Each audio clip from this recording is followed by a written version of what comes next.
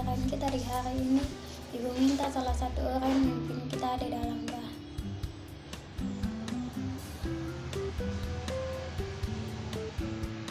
Oke, baik, materi yang Ibu ajarkan saat ini adalah siklus air dan dampaknya pada peristiwa di bumi serta kelangsungan makhluk hidup.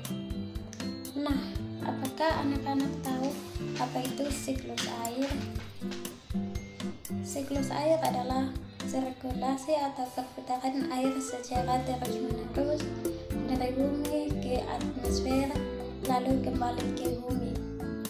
Nah, apakah anak-anak bisa menjelaskan terjadinya siklus air? Oke. Proses terjadinya siklus air ini meliputi beberapa tahap. Di sini ada 7 tahap. Yang pertama, tahap evaporasi. Yang kedua, tahap transmirasi. Yang ketiga, tahap kondensasi. Yang keempat, tahap adveksi. Yang kelima, tahap resipirasi. Yang keenam, tahap resipirasi, dan yang berikut run off. Oke, di sini Ibu akan menjelaskan tahap-tahap yang Ibu sudah sebutkan tadi. Tahap yang pertama itu tahap evaporasi. Nah, apakah anak-anak tahu apa itu tahap evaporasi? Jadi, tahap evaporasi yaitu air laut, sungai, serta danau mengalami penguapan akibat panas dari sinar matahari. Yang berikut adalah tahap transpirasi, yaitu penguapan terjadi pada tumbuhan. Yang berikut adalah tahap kondensasi. Tahap kondensasi ini adalah suatu suhu udara turun titik-titik air di atmosfer akan mengalami pengembunan membentuk awan-awan. Oke, yang tahap yang berikutnya adalah tahap adveksi. Tahap adveksi adalah proses perpindahan awan secara horizontal dari suatu lokasi lainnya. Tahap yang berikut lagi adalah tahap resipirasi. Tahap resipirasi adalah proses pengendapan di mana uap air berudara sudah tidak dapat menampung uap air atau jenuh sehingga turun menjadi hujan. Tahap yang berikut lagi adalah tahap infiltrasi. Tahap infiltrasi ini adalah proses penyerapan air ke dalam tanah.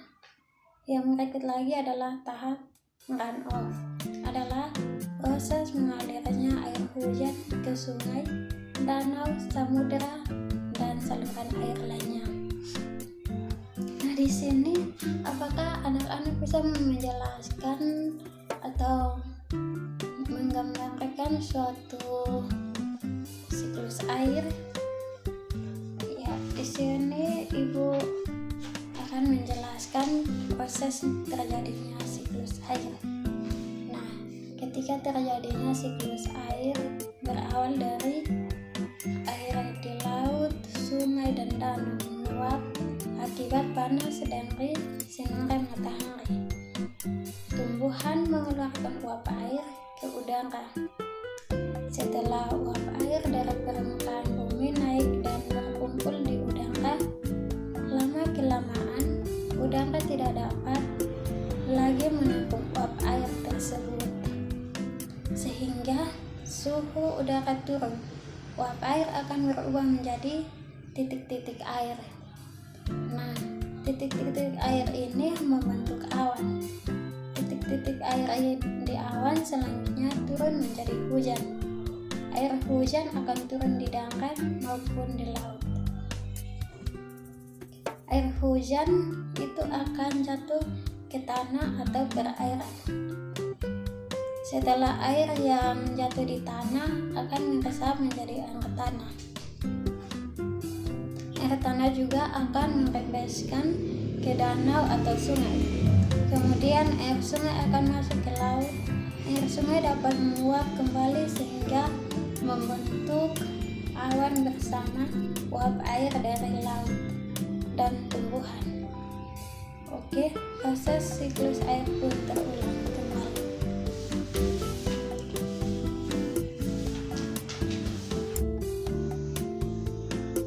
Yang berikut adalah dampak pada peristiwa di bumi serta kelangsungan makhluk hidup. Di sini ada 3 dampak. Dampak bagi hewan, dampak bagi tumbuhan, dampak bagi manusia. Dampak bagi hewan adalah air sebagai minumnya, karena jika hewan kekurangan air, tentu siklus memakan makanan di bumi tidak akan berjalan dengan baik. Yang berikut lagi dampak bagi tumbuhan. Dampak bagi tumbuhan, air menjadi komponen penting dalam berfotosintesis. Bayangkan apabila tumbuhan kekurangan air, perannya sebagai penghasil oksigen terbesar bagi manusia menjadi terhambat. Berikut lagi dampak bagi manusia.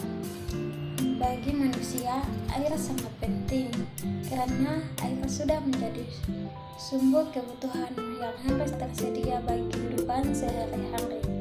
Dengan air, manusia dapat minum, memasak, mencuci, mandi, dan sebagainya. Oke, jadi materi kita cukup sampai di sini. Tadi kita sudah belajar dari penjelasan tentang siklus air dan dampak pada peristiwa di bumi serta kelangsungan makhluk hidup. Nah, apakah anak-anak sudah mengerti dengan materi yang ibu sudah bagikan? Oke, kalau sudah mengerti, kita akan sama-sama menyimpulkan materi kita, yaitu siklus air dan dampak pada peristiwa di bumi serta kelangsungan makhluk hidup. Yaitu air merupakan sumber dan makhluk hidup bagi kehidupan, bukan bagi manusia tetapi makhluk hidup yang lain juga sangat membutuhkan air.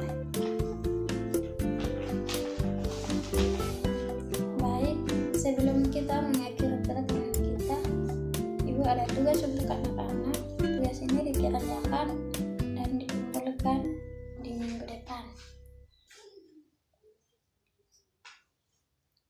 Oke, pembelajaran kita cukup sampai di sini. Kita akan mengakhirinya dengan doa. Ibu minta salah satu orang memimpin kita dalam doa.